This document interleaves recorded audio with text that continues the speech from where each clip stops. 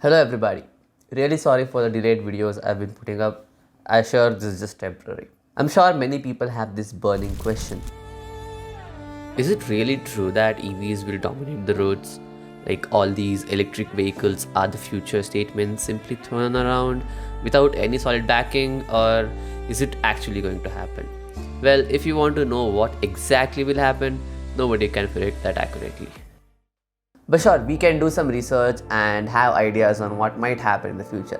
Let's take electric cars as subjects and proceed in the video. So, will the legacy of ICE cars die? Let's find out. This is Pawan and I insist tech. Let's get started.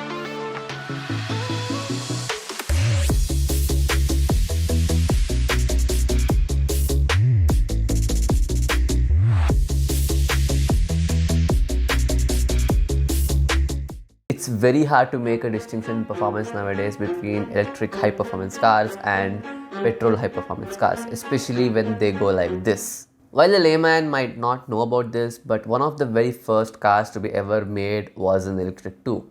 So back since its inception, electric cars have always been existing. It's just that the industry has been seeing rapid growth now. Well, there are many reasons that everybody wants to give why only ICE engine cars got the recognition and why electric cars didn't.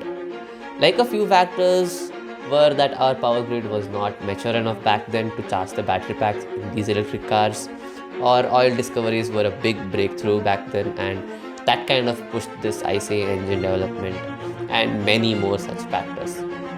I won't be talking about all that because that's not the point. There was no exact car that was made and marked as the first. Instead, it was a bunch of engineers all over the world making their own stuff and experimenting with things in the 1800s, and we didn't get actual practical usable electric cars until the late 1900s. That too in developed nations like Germany, America and England. When we talk about internal combustion engine cars now, the first ever road ICE car that was ever patented was by a German, Carl Benz. But there are other players that should get the credit too, like the Ford Model T that people actually bought in large numbers because of Ford's excellent production lines.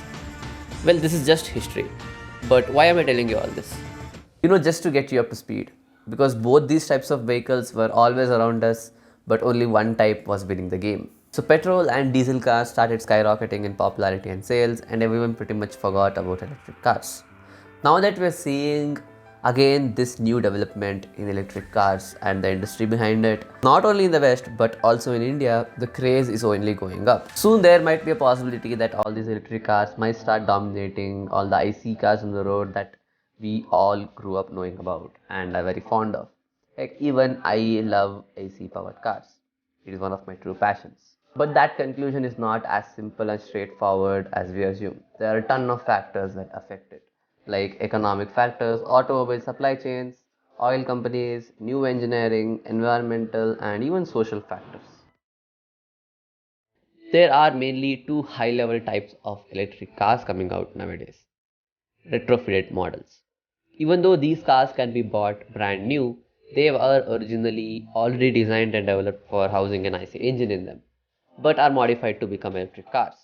A famous example would be the Tata electric cars lineup.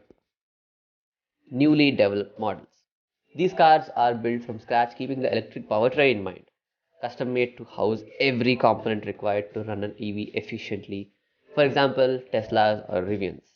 Now, what difference did you observe in the brands that I just mentioned? You see, designing a car model from scratch to make it just like an electric car takes a lot of R&D, and it's not cheap.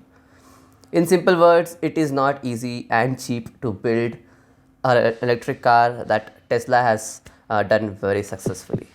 Either you already need to have a design ready, or you as a car brand should have evolved to make EVs and should have kept making slight changes in the lineup so that in the near future you as a car company will be able to do something called as continuous integration, continuous delivery and continuous deployment.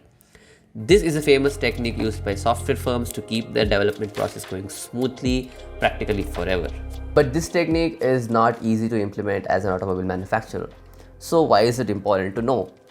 Because this tells us that all these manufacturers can't just push new electric cars into the roads and stop making ICE powered vehicles. It's pretty impossible. they have to keep making these ICE cars or at least mild hybrids to keep their companies running and make profits. These retrofitted models that are coming out honestly cannot keep up with the equivalent ICE models in terms of range, and that's a fact because there's only so much space and they have to figure out where to put the battery pack big enough to produce a higher range. These real life numbers make it obvious. That brings me to the price, which is most important. Electric cars in India are way more expensive compared to an equivalent IC powered counterpart.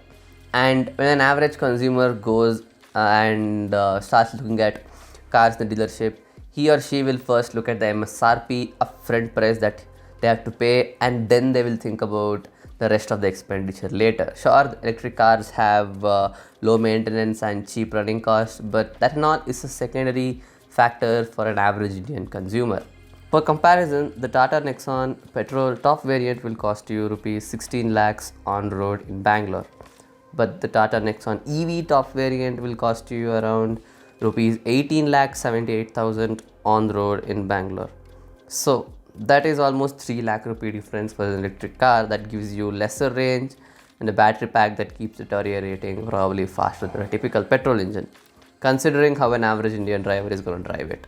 I have taken a more sensible example, but there are more absurdly priced examples if you just look at specifications and performance and compare an electric car to an ICE car. This is also a reason why ICE cars are not going anywhere anytime soon. Biggest reason why ICE cars are going nowhere is because how underdeveloped the EV industry feels when you compare it to the almost saturated field of ICE cars, and major improvements are needed in an electric car for them to actually reach that amount of development that the ICE cars have seen. Consumers are not happy with the range most average electric cars provide. The public charging situation is all over the place and needs to be organized. Also, a lot of charging stations still need to be built all over the globe to support the rising population of electric cars. We can't keep using electricity that is generated using fossil fuels to charge cars for a long time. We must increase electricity generation using renewable clean sources to charge the batteries. Or else, what's even the point of EVs if they are not significantly decreasing the carbon footprint? Another major problem is the service and spare parts aspect of electric vehicles. You see, the service and spare parts ecosystem of an electric car is not even close to the service and spare parts ecosystem of an ICE car. If you buy an ICE car and take it to a service station, they will service your vehicle appropriately and probably fix and replace the faulty parts by new spare parts that were probably directly supplied to them by the OEM itself. If a service person is servicing a Maruti car, he will obviously use a genuine spare part to replace with the faulty parts, and he will know how to service the car, and he will understand the general mechanics of it, and he'll do his best. Same applies for a Mahindra car, same applies for a Tata car. Assuming that you are providing your car to a genuine trusted service center and not some local unreputed non-trustable source. But electric cars are a totally different breed. Only the manufacturer who made your electric car can service your car and fix your car if there are any problems in it.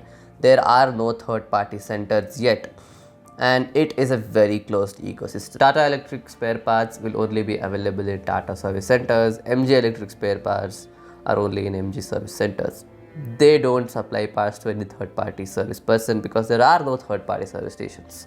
I think you get the point. And not that establishing a lot of third-party service stations for electric cars will fix the problem. It won't, because when you compare electric cars to ICE cars, their core functionalities are very different. There are a lot more electrical and computer systems in the electric car that makes it work properly. And a normal mechanic or a technician who will work at a normal service station for ICE cars won't be able to understand the core mechanics of it or electrical parts of it or the computer systems of it. And there is a big learning curve for them. There needs to be an abundance of EV specific trained mechanics and technicians to do the job in these third party service stations. So according to me, until and unless all these mentioned problems are not solved well, it is impossible for petrol or diesel cars to disappear from the streets. Because you and I as enthusiasts might compromise a bit for the bright future of electric cars, but an average Indian buyer won't compromise anything, and that is totally acceptable. And also, there are way too many ICE car enthusiasts and nerds and lovers who wouldn't let these cars go anywhere. So electric vehicles have a ton of time to make a ton of improvements in them to actually take over the roads in a clean and green way. Until then, don't make assumptions. So that's about this video, guys. If you like the video, don't forget to leave a like. If you're new to the channel, don't forget to subscribe to my channel. As always, this is Pawan signing out.